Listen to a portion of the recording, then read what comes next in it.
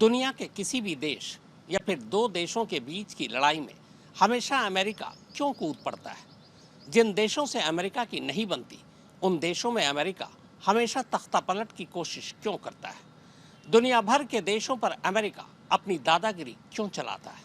Iran और Israel के बीच जारी जंग में अचानक अमेरिका के कूद पड़ने से ये सवाल एक बार फिर से सर उठाने लगा है। तो आइए आज आपको बताता हूँ कि आखिर अमेरिका की इस दादागिरी के पीछे की असली वजह है क्या। ये अमेरिका के वाइस प्रेसिडेंट जेडी वेंस है। ईरान के 3 न्यूक्लियर ठिकानों पर अमेरिकी बमबारी के बाद इन्होंने एक बयान दिया है। जेडी वेंस का कहना है कि अमेरिका ईरान में तख्तापलट नहीं कर रहा, न ऐसा उसका कोई इरादा है। एक बहुत पुराना मजाक है कि अमेरिका में कभी तख्तापलट क्यों नहीं होता, क्योंकि अमेरिका में कोई अमेरिकी दूतावास नहीं है। वॉशिंगटन पोस्ट की एक रिपोर्ट के मुताबिक शीत युद्ध यानी कोल्ड वॉर के बाद से अमेरिका ने दुनिया भर के दूसरे देशों की सरकारों को गिराने यानी तख्तापलट की 72 बार कोशिश की। ऐसे देशों की तो कोई गिनती ही नहीं जहां अमेरिका ने अपनी सेना न भेजी हो या जंग न की हो। बस यूं समझ लीजिए कि दुनिया के दूर दराज के किसी भी कोने में किसी छोटे से देश में भी कुछ हो रहा हो या ना भी हो रहा तो भी अमेरिका वहां कूद पड़ता है। आंकड़े ये बताते हैं कि 1776 में जब से अमेरिका का जन्म हुआ तब से लेकर अब तक सिर्फ 20 साल को अलग कर दे तो 239 साल पुराना अमेरिका 222 सालों तक किसी न किसी देश में जंग लड़ता ही रहा है।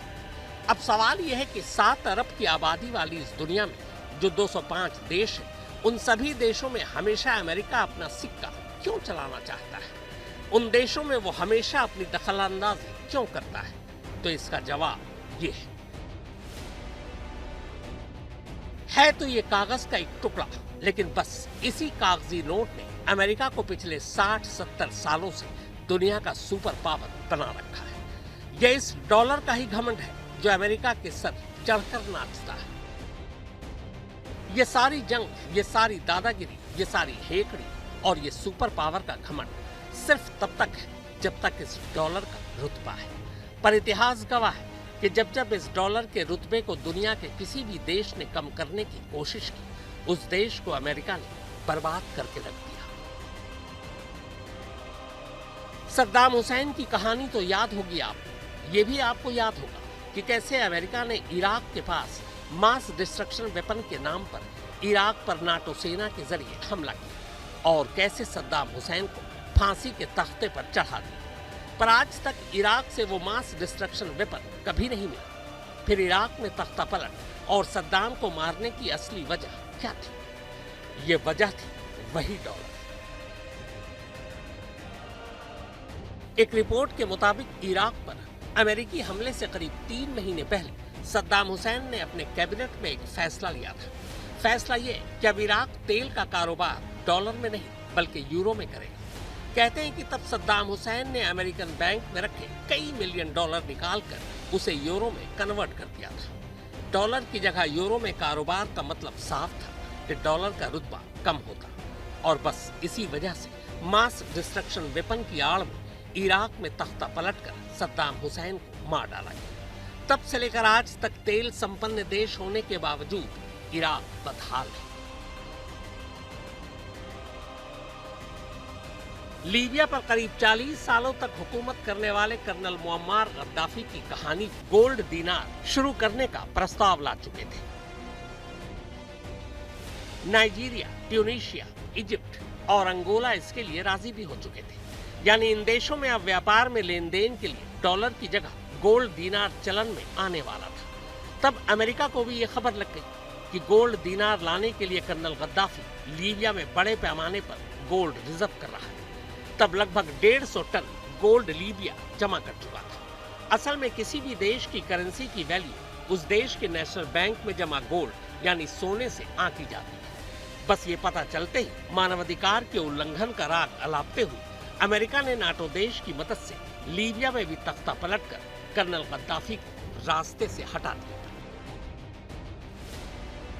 तो डॉलर को सीधे चुनौती देने जा रहे इन दोनों देशों का हश्र आपके सामने है।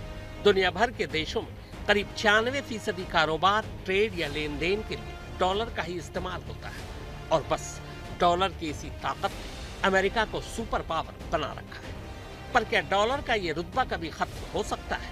तो चलिए इसके लिए एक तस्वीर आपको दिखाता हूँ।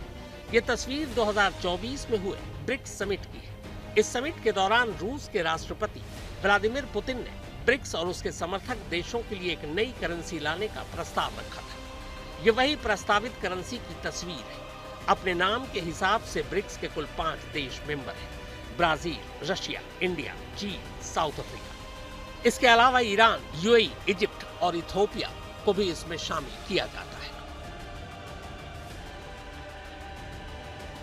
ब्रिक्स में शामिल देशों की कुल जीडीपी दुनिया भर के देशों का 37% है, जबकि आबादी के हिसाब से सिर्फ ब्रिक्स से जुड़े देशों की आबादी दुनिया भर की कुल आबादी का 45% है। अब जरा सोचिए, अगर ब्रिक्स अपनी करेंसी ले आया तो डॉलर का क्या होगा? पर ब्रिक्स को भी पता है कि वो जो भी करेंसी लाएगा उसकी वैल्यू डॉलर से आंकी जाएगी। बस इसीलिए ब्रिक्स ने तय किया कि प्रस्तावित नई करेंसी डॉलर से नहीं बल्कि उसकी वैल्यू ब्रिक्स के मेंबर देशों के बैंकों में रखे रिजर्व गोल्ड यानी सोने के भंडार और उन देशों की अपनी करेंसी के वैल्यू से आंकी जाएगी। 40% वैल्यू सोने के कुल भंडार और 60% इन देशों की अपनी करेंसी की वैल्यू से। ब्रिक्स का प्लान ही यही है कि आने वाले वक्त में अलग अलग देशों के साथ जो भी व्यापार हो वो डॉलर से नहीं बल्कि ब्रिक्स की अपनी करेंसी से।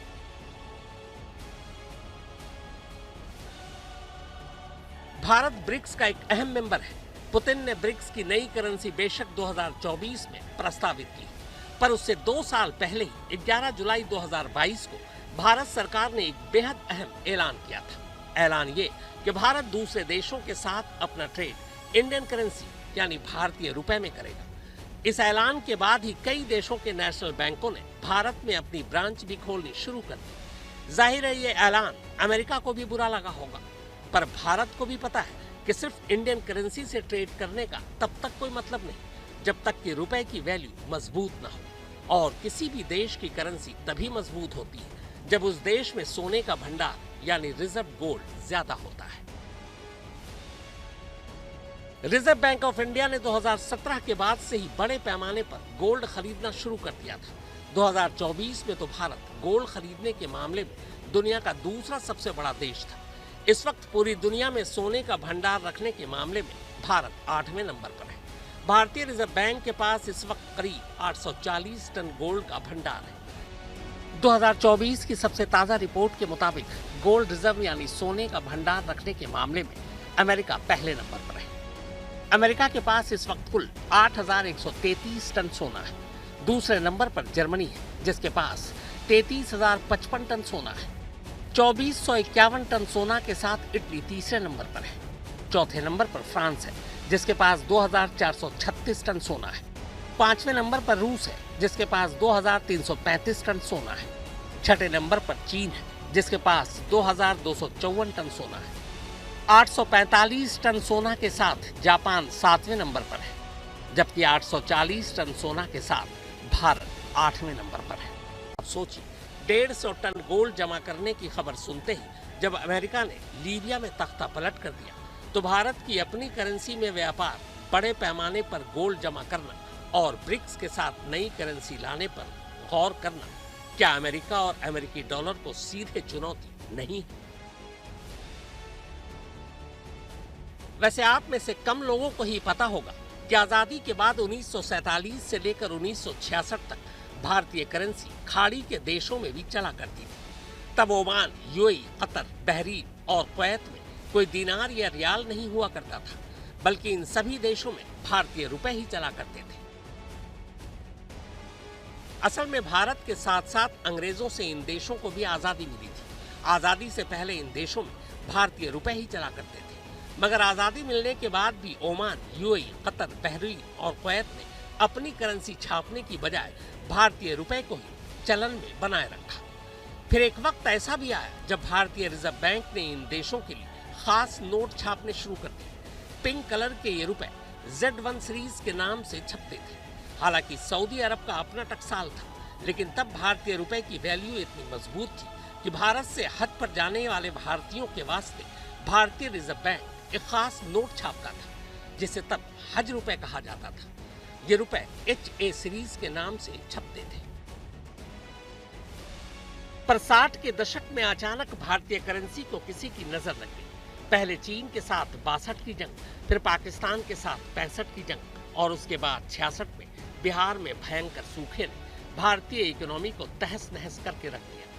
एक्सपोर्ट लगभग बंद हो गया, इंपोर्ट जरूरत से ज्यादा होने लगा, महंगाई आसमान छूने लगी और जो रुपए तब 4 रुपए प्रति डॉलर हुआ करता था वो अचानक बढ़कर 7.5 रुपए हो गया। खाड़ी के देश घबरा गए, उन्हें GDP गिरने का खतरा लगने लगा और तब इन देशों ने भारतीय रुपए की जगह अपनी अपनी करेंसी शुरू करने का फैसला किया। इस तरह 66 में खाड़ी के देशों में रुपए की जगह दीनार और दिरहम ने ले ली।